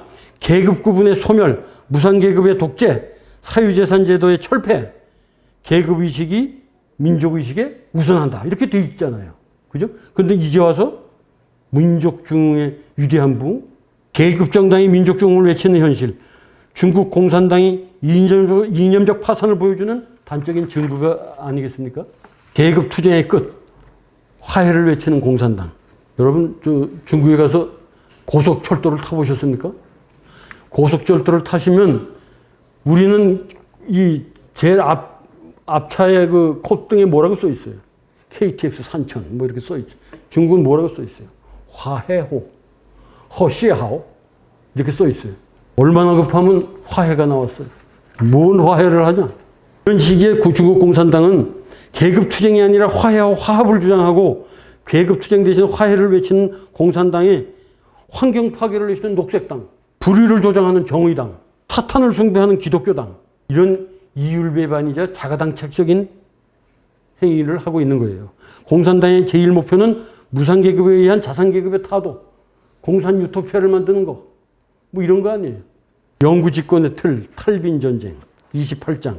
공동부유라는 거는 사실 외견상으로는 리커창이 말했듯이 한 달, 140달러 이하의 소득을 가진 6억 명의 가난한 자, 이걸 구제하기 위한 목적이 아니고 실상은 사회적 영향력이 점점 커져가는 민간 기업들, 예를 들어서 알리바바의 마윈, 메이투안의 왕싱, 바이트댄스의 장이밍, 핀도어의 황정, 텐센트의 마화텅, 이런 사람들을 견제하기 위한 거예요.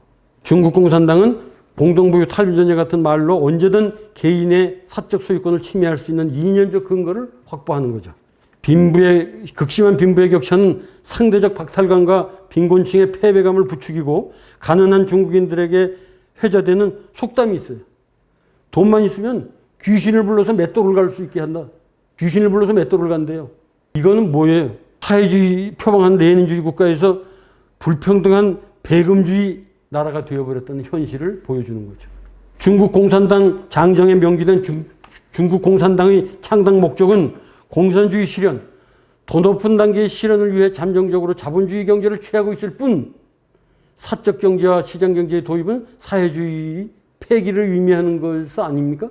사회주의 시장 경제란 제가 어떤 그 세미나 같은 데 가서 경제학자들한테 늘 묻는 게 중국이 어떻게 사회주의를 하는데 어떻게 시장 경제를 또 합니까? 이렇게 물으면 뭐 대답들이 뭐 어떻게 이렇게 저렇게 움직여요?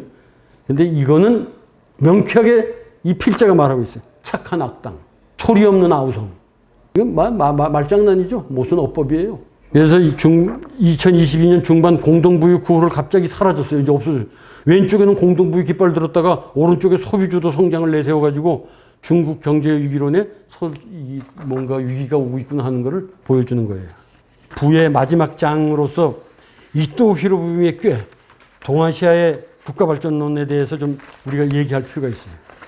왜 그러냐?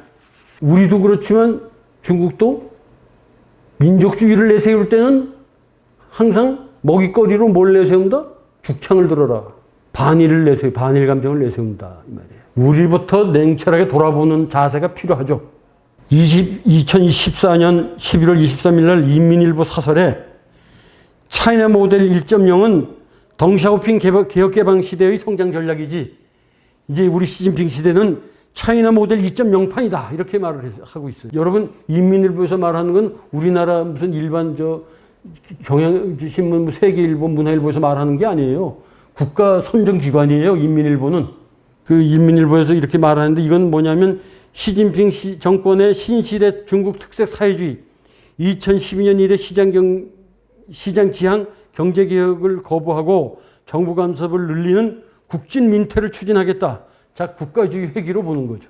역사적 연원을 한번 추적해 볼까요? 150년 전 메이지 시대 일본의 비민주적 국가주도의 산업화 전략은 차이나 모델 2.0 전략이죠. 국가주도 산업화 전략이에요. 차이나 모델 2.0판은 그럼 뭐냐? 1930에서 1940년대 군국주의 일제 방식이에요. 어떻게 배우다 이런 걸 배워요? 독일로 간 이토 히로부미가 1882년 메이지 정부 최고 실력자예요. 이 사람은 누구냐면 요시다 쇼인의 쇼카 손주쿠 출신이에요. 이 쇼카 손주쿠는 우리로 말하면 서당 같은 데인데 요시다 쇼인의 그 출신인데 빈 대학의 사회학자 로렌츠 폰 슈타인. 이 슈타인 교수한테 어떤 얘기를 들었냐? 이 얘기를 듣고 나서 이토 회고록에 뭐라고 썼냐 하면 저녁에 죽여도 좋을 만한 도를 들었다. 이렇게 들었어요. 얼마나 그게 가슴에 닿았으면. 그 내용은 뭐냐? 폰슈타인이 말하기를 국가의 궁극적 목적이 소수의 에리트, 윤리적 에리트가 열등 다수의 국민을 보살피는 거. 그게 국가야. 이렇게 말했어요. 의회주의는 계급 사이의 갈등을 일으키고 사회 분열을 조장할 수 있다. 권위주의적 국가론. 독일에서 귀국 후에 1885년에 수상에 임명되고 1886년에 에리트 관료 육성을 위한 제국대학을 설립하고 1889년에 입헌군주제를 명시한 메이지 헌법을 선포했어요. 결국 슈타인의 국가론은 국가란 국민의 복무하는 계몽된 에리트의 통치기구로 보는 거죠. 이토 히로부미에게 민주주의와 전제주의를 동시에 비껴갈 수 있는 권위주의 개발 독재의 길을 제시해 준 거예요. 그래서 차이나 모델 2.0은 군국주의의 일제 모델인 거죠.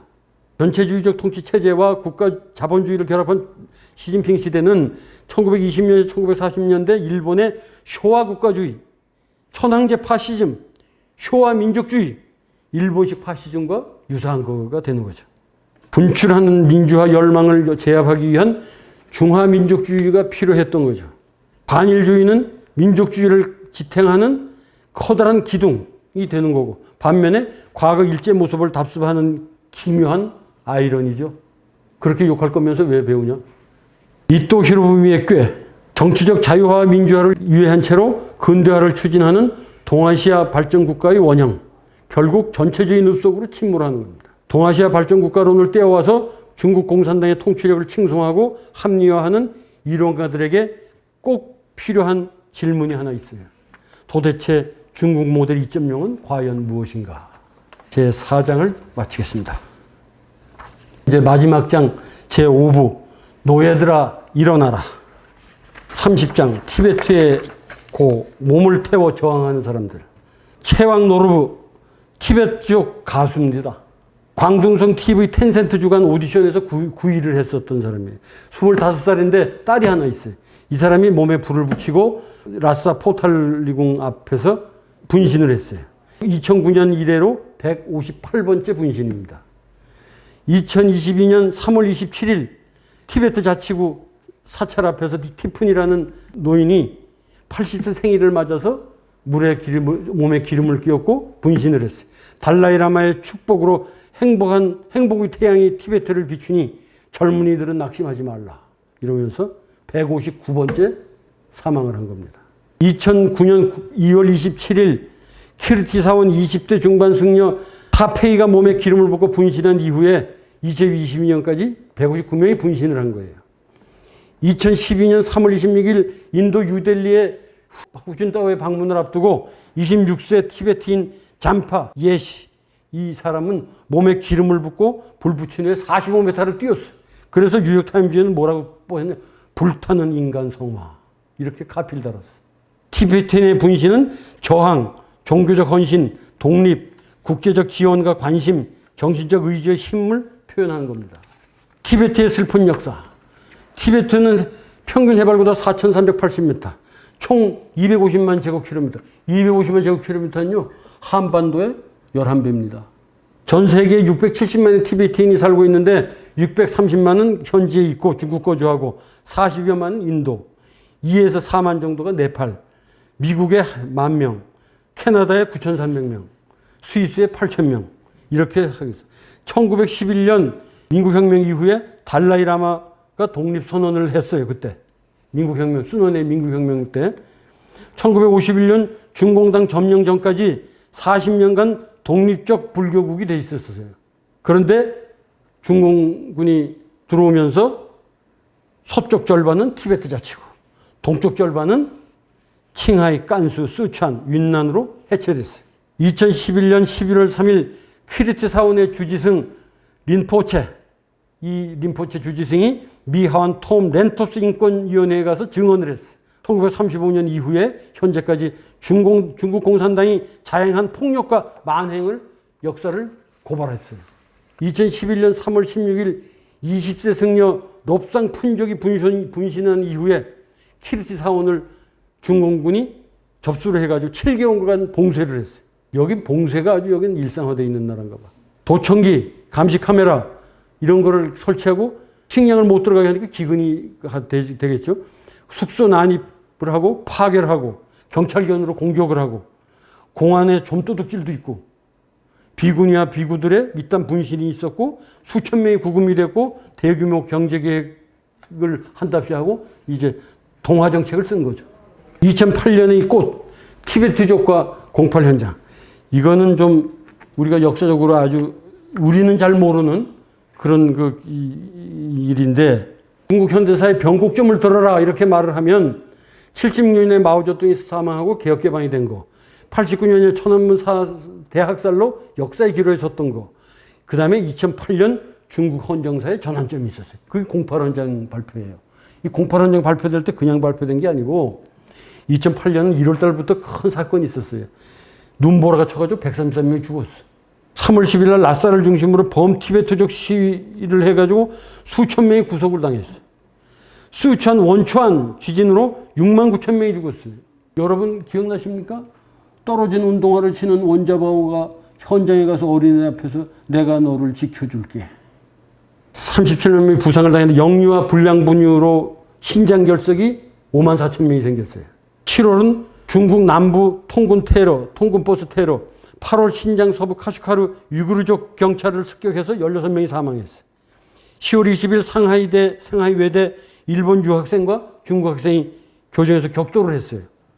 중국 각지 시위를 발생해가지고 12월 10일 민주화 세력이 공팔 현장을 반포한 거예요. 이때 류샤오보를 비롯한 303인이 있었던 거예요. 이때 뭐가 있었냐? 29명의 지식인들이 12개 조항의 티베트에 대한 자유 선언을 했어요. 그 29명 중에 24명이 303인 중에 포함되어 있는 겁니다. 이때는 청말 헌법대강을 반포하긴 100주년, 유엔 세계인권선언 60주년, 민주장운동 30주년이 되던 해예요. 근데 이 해에 베이징 올림픽이 열렸죠. 중국에서 볼 때 베이징 올림픽은 뒷전이에요. 매년 3월 10일 인도 달람살라에서 달라이라마가 티베트 독립투쟁 현황에 관해 연설한 후 티베트 전 지역에서 동시다발로 시위를 했어. 그래서 220명이 학살당하고 1294명이 부상을 당하고 5600명이 구속이 됐는데 5600명 중에 290명은 형벌을 받았는데 1000명은 없어졌어. 한족 이주시키는 공격적 3인 정책. 한족을 대거 이주시켜서 구분이 안 되게 만드는 거죠. 강력한 동아적 티베트족의 정체성을 위기에 처하게 만드는 거죠. 2035년쯤 역사가들은 중국 공산당이 현 상태로 유지가 되면 2008년을 베이징 올림픽을 통한 중화 문명의 위력을 과시한 민족 부흥의 원년으로 기록할 것이고, 반면에 민주화 돌풍이 일당 독재를 흔들면 헌정 민주의 분기점으로 정의할 것이다. 이렇게 쓰고 있어요. 근데 여기서 하나 좀 짚고 넘어갈 문제가 있어요. 유근일 선생의 칼럼을 보셨습니까? 2023년 6월 29일자 칼럼입니다.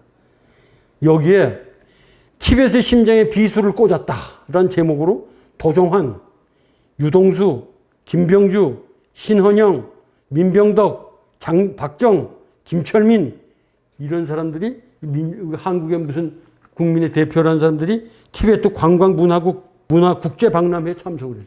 중국 초청으로. 거기 가서 박수 쳐요? 그리고 죽창가를 부르자고? 수용소의 늪, 신장 제노사이드. 2017년 이래 중국 공산당은 신장 지역에서 최소 100만 명에서 최대 300만 명에 이르는 유구르족을 위시한 터키계 종족 구성원들을 가차없이 연행해서 구금했어요. 2017년 여름 신장의 강제 수용소에 탈출한 아나르 사비트의 증언에 의하면 구치소에 들어가면 간수가 여성의 머리를 싹둑싹둑 잘라버려요. 근데 이 위구르, 뭐 다 그렇겠지만 특히 위구르 카자크 문화에서 여성의 긴 머리는 행운의 상징이랍니다. 2022년 5월 독일의 인류학자 안드리안 첸츠, 이 사람이 공산주의 희생자 기념재단의 지원을 받아가지고 폭로를 했어. 뭘 폭로했냐? 중국 경찰이 직접 작성한 내용이에요. 어떤 사람이 신장에 있는 두 경찰서의 컴퓨터를 해킹해가지고 구해낸 거죠. 중국 정부가 말하는 직업훈련소가 실상은 위구르, 카자크, 우즈벡 쪽들의 억류하고 세뇌하고 중노동을 시키는 강제 수용소임이 드러났어요. 2018년 공안부 장관 자오커즈의 기밀 강화에서 2017년에서 2021년까지 5개년 계획을 제시했는데 종교적 극단주의에 오염된 종족들을 엄하고 매섭게 타격하는 신장 지역 극단화 제거 투쟁을 벌이겠다. 이렇게 하는 거예요. 중국 신장 제노사이드는 결국 종족 멸절을 말하는 거예요. 없애버리는 거예요. 여러 국제인권재단의 다양한 증거를 취합해 장기를 적출당한 위구르 젊은이들이 쥐도 새도 모르게 수용소의 늪에 빨려들고 있다고 고발을 했어요. 위구르의 몸 장기 적출 제노사이드. 중국 현재 세계 규모 장기 이식 시스템 구축, 외부 전문가 예측. 연 6만에서 10만의 장기를 적출당하고 있대요. 장기 조달 방법에 관한 중국의 최소 입장이 3차례 정도 최소한 바뀌었는데, 첫 번째는 뭐라고 그랬냐? 2005년까지는 자발적 기증자의 장기만 적출했다 그랬어요. 그래도 괜찮은 건가요? 2006년 이후에는 10년 동안은 사형수의 장기를 적출했다 그랬어요. 사형수는 장기 적출해도 되나요? 2015년 이후 다시 죄수를 전면 제외하고 사망한 기증자의 장기만을 이식한다고 그랬어요. 이렇게 자꾸 변했네요. 2021년 1월 29일 미 국무부는 중국 정부가 신장 북서부 위구르족과 무슬림 종족들에 대해서 제노사이드의 반인륜적 범죄를 자행하고 있다고 선언하고 2023년 3월 27일 미 하원 민주공화 양당 416명 중 413명의 찬성으로 조직적으로 장기를 수확하기 시스템으로 강제 장기 수확 금지법을 통과시켰어요. 이 법안 제출을 한 스미스 의원은 중국 정부는 조직적으로 장기를 수확하기 위해서 윤관에서 10만 명의 청년층 평균 연령 28세를 대량 학살하고 있다고 말하고 있어요. 위구르족과 파룬궁이 대거 포함이 되어 있고 결국 외과 의사가 장기를 적출하고 죽이는 거죠. 신장 아카수에 대규모 집단 수용소를 건설했는데 100만 명 정도가 수용되고 2022년 5월 12일 미 하원 청문회에 출석해가지고 공산주의 희생재단의 이선 커트만이라는 사람이 위구르족 난민과 심층 인터뷰를 한 걸 보고했어요. 그래가지고 피검사를 딱 일단 하고 그리고 특정인 이름 옆에 분홍색 펜으로 표시를 하는 거예요. 근데 그 분홍색이 표시된 사람은 한밤중에 사라져. 항저우 제1인민병원이라는 것은 제일 많은 장기 이식을 하고 있는 병원으로 알고 있습니다. 이런 난리통에 브릿지맨이 등장을 했어요. 브릿지맨의 방, 이 방은 이렇게 써붙이는 거죠. 나라의 도적 시진핑을 파면하라. 2022년 10월 13일 오후 2시 베이징 하이덴구 하이덴취 스퉁차오 이 다리 단가 이 스퉁차오가 말이죠. 그 우리 유학생들이 많이 사는 그 우다코라는 데가 있어요. 그리고 그 실리콘밸리 같이 그 벤처기업들이 많이 있는 그런 그 동네 바로 그 근방이에요. 그 스퉁차오에서 다리 난간에다가 중국 공산당 총석이 시진핑의 파면을 촉구하는 현수막을 내걸었어요. 뭐라고 내걸었냐? 나라의 도덕 시진핑을 파면하라. 이런 거예요. 이런 걸 내걸고 왼쪽 현수막에는 뭐라고 썼냐? 코로나 검사가 아니라 밥을 원한다. 봉쇄가 아니라 자유를 원한다. 거짓말 말고 존엄을 원한다. 문혁이 아니라 개혁을 원한다. 수령 대신 선거를 원한다. 노예가 아니라 국민이 되고 싶다. 이게 누구냐면 74년생 펑리파라는 사람이에요. 이 다리에 불을 지폈어요. 왜? 불을 지펴서 연기가 올라가야 다 볼 거 아니에요. 이게 VPN을 통해서 전 세계에 방송이 됐어요. 이거는 1989년 6월 5일 베이징의 맨들이 많아요. 브릿지맨도 있고 탱크맨도 있고 몇 분 안 되는 영상이지만 모든 세계인에게 상당한 메시지를 주고 있는 것들이죠. 향후 10년 집권위기를 내비친 시진핑 2022년 10월 16일 20차 중공당 전국 대표대회 개막식에서 공동의 목표는 중화민족의 위대한 부흥, 목표의 실현 주체는 중국 공산당 중앙, 그 방법은 중국 특색 사회주의, 동원되는 객체는 전국의 모든 군대와 56개 각종 민족, 브릿지맨의 방은 오늘날 중국의 독재 정권을 향해서 발사되는 미사일과 같은 역할을 하는 거예요. 분노의 불, 중국 공산당 해산, 시진핑 하야. 2022년 11월 25일 4일간 17개 주요 도시에서 23건의 시위가 발생했어요. 3년의 방역 독재에 항의하는 거예요. 1989년 이래 중국 전역 동시다발적 시위는 처음입니다. 시위대 구호가 충격적이에요. 공산당 시아타이, 시진핑 시아타이. 내려오란 말이에요. 내려오라고. 타이는 단상에서 내려오란 말이에요. 시위의 특징은 위구르족과 한족이 함께 시위를 하고 중산층 노동자 대학생이 함께 시위를 했어요. 광범위한 인민연대, 시민들이 지목한 공공의 적은 공산당과 시진핑이었어요. 아까 그 하나 생략한 게 있는데 그 펑리파가 그렇게 브릿지맨이 되고 난 후에 펑리파의 혁명이라고 화장실 혁명이라고 그래가지고 온 중국 각지 화장실에 전부 펑리파의 구호를 사람들이 써붙여서 옮겨 붙이는 거예요. 그러게 화장실 혁명이라는 겁니다. 시민들은 뭐라고 구호를 외치냐? 자유가 아니면 죽음을 달라 이거예요. 그래가지고 칭화대 학생들은 심지어는 프리드맨이라는 공식 있죠. 그 방정식을 해서 여기다 들고 그리고 시위를 했어요. 그 사람들 저기 알아듣지 못해 저기 뭔가 했더니 그게 프리드맨이라는 물리학자가 만드는 공식이에요. 제로 코로나 3년 동안 자유와 민주를 배운 중국 인민. 2020년 2월 칭화대 법대 슈장룬의 예언이 맞아 들어가고 있는 거예요. 2022년 10월 28일 티베트 라사에서 원주민과 한족 이주 노동자가 함께 시위를 했어요. 2008년 이래 처음이에요. 10월 29일 정저 팍스콘 공장에서 노동자들 14명인가 죽었죠. 11월 24일 오후 충칭 젊은 남자가 방역 정책을 비판하다가 경찰이 와서 세상에 오직 하나의 질병이 있는데 그 병명은 부자유와 빈곤이라고 외쳤어요. 그러자 경찰이 와서 목을 졸랐죠. 근데 시민들이 가서 그걸 떼내고 구해서 그분한테 가서 두 손을 모으고 차오른 거 초인 형님 이렇게 했어요. 같은 날 저녁 8시경 우르무치에서 참혹한 화재가 발생했는데 방역을 하고 그걸 한다고 거기다가 출입구를 전부 봉쇄해 버려가지고 나오질 못해서 거기서 전부 죽은 거예요. 전국 각지에서 일어난 시민들의 시위가 우리도 방송에 나왔지만 VPN을 통해서 버추얼 프라이빗 네트워크 이걸 개입 방송을 통해서 세계로 방영이 됐죠. 땅 밑으로 도도히 흐르는 자유의 민주 물결 증명이 된 겁니다. 22년 11월 말 최소 17개 도시에서 백지를 들고 광장으로 몰려온 시위대가 외치는 구호가 노예가 아니라 공민이 되고 싶다. 자유가 아니면 죽음을 달라. 공산당은 물러나라. 시진핑은 물러나라. 뭐 이런 거였어요. 중공중앙은 즉시 시위 주동자를 색출하고 이게 뭘로 잡아놓겠어요? 왜 싸움을 걸고 문제를 일으켜? 그게 시민 자사죄예요. 백지 시위 결과 중국 공민의 한판 승이 된 거죠. 12월 7일 날 당국은 급히 제로 코로나 정책을 중단했어요. 시진핑의 총서기에 온고집이 꺾인 거죠. 위기의 중공, 중국 공산당, 허둥대는 시진핑. 12월 6일 장제민 전 총서기가 총서기에 추도대회 추도문을 읽는데 1989년 사건을 동란이라고 표현을 했어요. 이게 처음 한 거예요. 거기에 1989년 얘기는 꺼내지도 못했거든요, 일반적으로.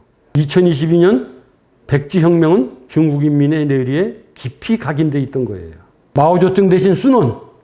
2020년 7월 불꽃놀이 폭주행위 금지가 됐죠. 그런데 2022년 12월 31일 허난성 쪼코우에서 시위대에게 경찰차를 전복하고 불꽃놀이를 막는 공권력의 폭력으로 시위한 거예요. 2023년 1월 1일 난징 신제우코우 광장에서 군중이 경찰 저지선을 뚫고 순원 동상 앞에 전부 모여서 축원을 했어요.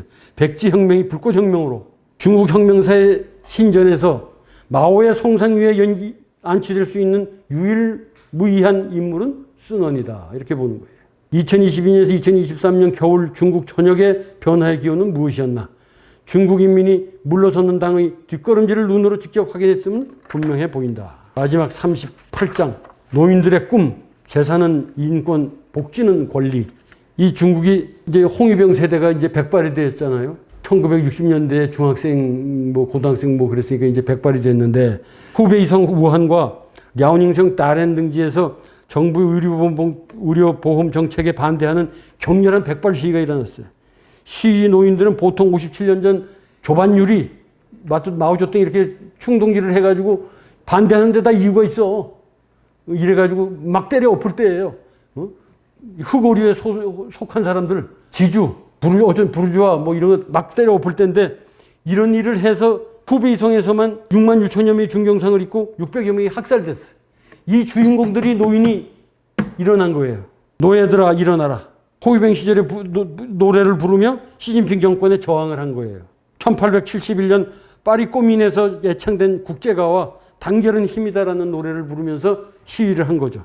시진핑과 리커창의 공동부유는 인민은 재산을 뺏기면 자유를 잃고 국가의 농노로 전락할 수밖에 없다 하는 것이 이 노인들의 생각입니다. 마지막 에필로그. 지금까지 이 저자가 이런 모든 것을 여러분에게 지금 소상히 제가 알려드린 겁니다. 에필로그에서 뭐라고 그랬냐. 구매력 평가 지수가 세계 1위예요. 2014년 이후로 중국이 구매력 평가 지수로 따졌을 때. 그런데 이제 미중 갈등이 2차 냉전으로 가고 있잖아요. 중국 제국의 조공체제 같은 중국 중심의 세계 질서가 출현할 가능성이 희박한 이유를 필자는 이렇게 말하고 있어요. 첫째, 어두운 중국 경제 전망, 경제활동 인구 급감 추세에 천문학적 빈부격차, 탈공조화된 외국 기업의 이탈, 국진민퇴. 국진민퇴라는 건 국가 주도의 기업이 앞서고 민간 주도의 기업이 퇴장한다 이런 뜻이에요. 반자유적 인권 탄압국, 디지털 전체주의의 일당 독재를 유지하기 위한 미봉책이지. 계급 투쟁의 창을 들고 민족 부흥의 방패를 찌르는 이념적 자가당착에 걸려 있는 거예요. 인류적 보편 이념을 창출하지 못하는 제국은 지속 불가능하다. 개인의 인권을 박탈한 후 무상계급 독재로 공산 유토피아를 한다는 발상 자체가 인간의 본성을 짓밟는 무지막지한 폭력이다, 이렇게 보는 거죠. 이 글을 써며 필자는 손끝이 떨리고 가슴이 두근거리고 이마에 식은 땀이 흘렀던 이유가 있어요. 왜 그랬냐? 잔인하게 이 그 사실들을 폭로하는 게 무서워서 그런 게 아니고, 잔인하게 짓밟히고 억눌려도 굴복하거나 낙담하지 않고 꿋꿋하게 일어나 씩씩하게 살아갔던 강건하고 낙천적인 사람들의 아름다운 이야기를 숱하게 발굴할 수 있었기 때문이다, 라고 말을 했어요. 이제 제가 드리는 말씀만 하고 이 장을 마치겠습니다. 한국 정치에서 요즘 보면 이념과 어떤 철학이 빈곤한 사람들이 많죠. 그런 사람들이 어떤 이유와 명분으로 야망을 성취하기 위해서 정치 무대에 등장하고 있습니다. 저는 이 사람들에게 이 두 가지를 묻겠습니다. 첫째, 정치 팬덤은 주권자, 국민인가? 아니면 국가적 농노, 노예인가? 그걸 묻고 싶고요. 두 번째는 자신이 의도하는 목표를 달성하기 위해서 인간의 보편적 가치가 희생되어도 괜찮은가?